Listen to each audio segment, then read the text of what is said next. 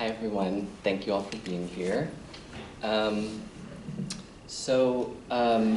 We're going to present an excerpt from a dialogue type paper that we wrote together. It's called A Dialogue and Theories of the Subject, and it was originally written as a field statement for our department's qualifying exam. We convinced them to let us write it as a dialogue together. And we wanted to use that form to kind of push back against the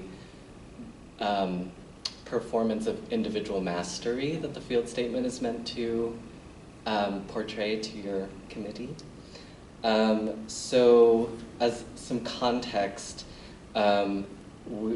this dialogue is about kind of three literatures or approaches to thinking about the subject, which are affect studies, post-structuralism, and psychoanalysis.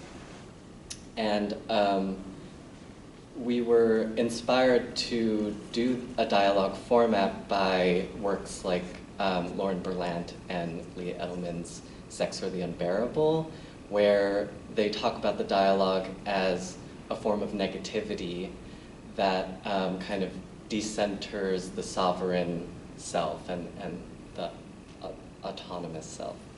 But what we found actually during our dialogue is that instead of feeling like a kind of interruption and that form of negativity, it really felt like a form of resonance where we almost got confused about who thought what, and it really became clear that it was through contact with each other that the kinds of insights we came to were made possible.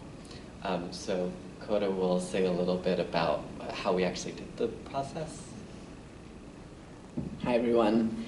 So just, for some context about process, Willie and I have been friends and peers in our department for several years now, so I think the longevity of our friendship was pretty essential to the timeline of before and after the process of writing this paper. And so the paper came about through a series of conversations that occurred over Zoom, over text, on a shared Google Doc, in basically any format that you can imagine. The process was really iterative in the sense that over the course of these conversations, we developed patterns and guiding questions that emerged kind of from a ground-up way based on the questions and themes that were coming up in our conversation, and from there we refined that dialogue into a paper, of which a very small excerpt you will hear today. It's a very long paper. And apologies for how theoretical this is. I'm going to read my response, and then Koda will read their response. We knew it worked when one of our readers actually thought that we had co-written everything and then fictionalized a response to each individual person. And this is in a section about what is the body to the subject. I've always thought of the psyche as the privileged place where power comes into being while simultaneously producing its own vulnerability to change. Psychoanalytically informed scholars like Kaja Silverman or Judith Butler take up Althusser tend to emphasize the psychic dimensions of interpolation. Even Butler seems to emphasize this in The Psychic Life of Power when they write that, quote, "The subject who is at once formed and subordinated is already implicated in the scene of psychoanalysis, hence giving way to an analysis of ambivalence, the unconscious, guilt, desire, and attachment in theorizing the psychic life of power." How might we think about the relation between the psyche and the body? In thinking through this, I want to approach from another angle your turn to Deleuze and Guattari's Body Without Organs, and to affect theory as resources for thinking about the remaking of subjecthood and the world through the destabilization and reassembling of matter. One way to approach this is to say that the seeming dichotomy between the psyche and the body is a false one. We see this when we look closely at Butler's logic in Bodies That Matter. Butler is imagining a critical interlocutor who has interrupted their analysis of constructivist formulations of sex to, quote, seek assurances that this abstracted theorist will admit that there are minimally sexually differentiated parts, capacities, hormonal and chromosomal differences that can be conceded without reference to construction. Butler is ready to make the concession. They, quote, want to offer an absolute reassurance to their interlocutor, but some anxiety prevails. Because to concede the undeniability of sex or its materiality is always to concede some version of sex, some formulation of materiality. That is, quote, to claim that discourse is formative is not to claim that it originates, causes, or exhaustively composes that which it concedes. Rather, it is to claim that there is no reference to a pure body, which is not at the same time a further formulation of that body. What I take from this is that there is no way to neatly disentangle the linguistic from the material or the psychic from the corporeal.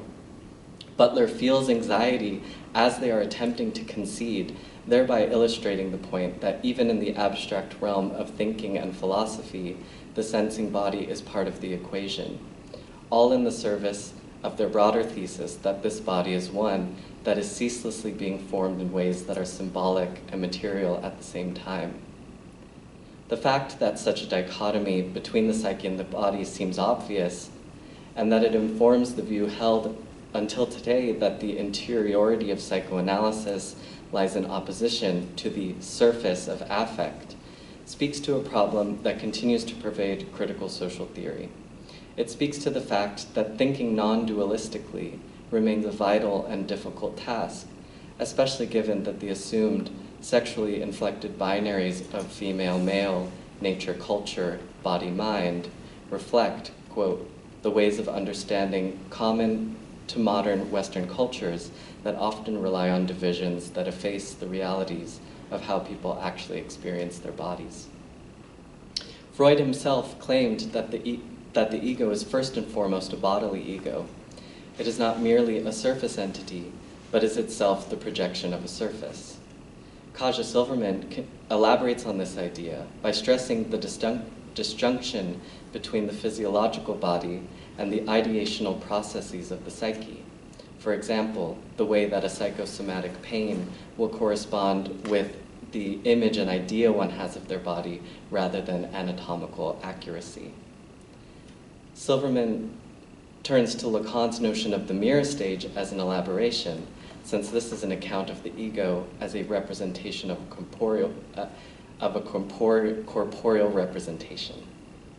The psychic projection of a seemingly coherent image of the body, so compelling to an infant lacking in bodily mastery and flooded with not neatly delineated affects. A paradoxical element to this original identificatory period is the simultaneous otherness and sameness that results from the process of looking in the mirror, since the infant is misidentifying with what they are not, even though what they are looking at is their own image. Lacan refers to the reflection in the mirror as the, quote, threshold of the visible world, which Silverman interprets to mean a limit to the subject's capacity for identification. She writes, at the heart of Lacan's theory of the mirror stage, there would seem to be something which has gone largely unremarked, something which calls into question the currently fashionable notion of a perpetually mobile subject, capable of a wide range of contradictory bodily identifications. This is the principle of the self-same body. And I'm going to stop so that Koda can read.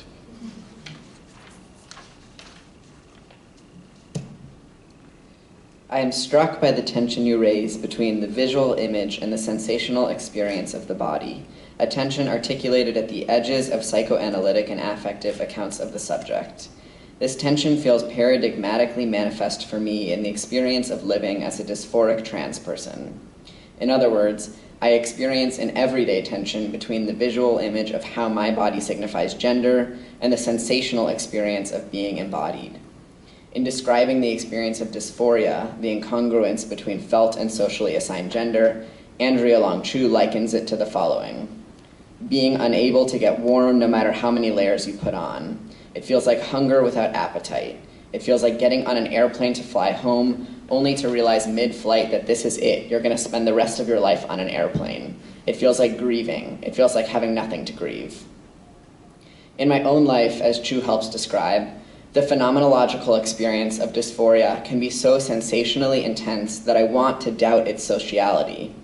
The dysphoria feels so lived in my body, so enfleshed, that I sometimes struggle to accept it as materialized by the social relations that grant embodiment gendered significance.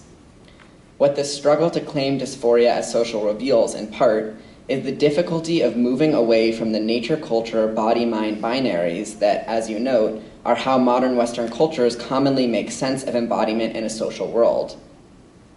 In my temptation to claim dysphoria as natural or bodily and therefore non-social, I not only legitimize these trenchant binaries, but I also expose the construal of what is marked as natural or bodily as a kind of pure, legitimizing basis for what is socially or culturally constructed. This relationship between nature and culture is precisely what Butler sets out to critique in theorizing the constructed quality of sex. Quote, "There is no reference to a pure body which is not at the same time a further formation of that body." In describing grief, Chu invokes the relationship between the body and the psyche for the subject. Freud's writings on grief describe the importance of melancholia as a form of preserving the lost object by incorporating the attachment to it as identification. Quote, "Letting the object go means, paradoxically, not full abandonment of the object, but transferring the status of the object from external to internal." Employing Freud, Butler argues that gender is fundamentally melancholic, as masculinity and femininity are accomplished in part through, quote, "prohibitions which demand the loss of certain homosexual attachments, and demand as well that those losses not be avowed and not be grieved." Butler describes a culture wherein masculinity and femininity emerge as the traces of an ungrieved and ungrievable love, and thus gender itself might be understood in part as the acting out of unresolved grief. While this model compellingly links the psyche and the acting body with regards to the gendered subject, it falls short of theorizing trans experiences. As Stryker notes, the sexual object choice model employed to theorize gender and sexuality, quote, "loses coherence to the precise extent that the sex and object is called into question, particularly in relation to the object's gender, indicating the inability of Butler's model of melancholic gender to adequately account for trans phenomena. In other words, homosexual desire is not the only thing that panics gender." Notably, Butler later revises their perspective in order to honor the possibilities for gender that are not predetermined by forms of hegemonic heterosexuality. We'll stop there.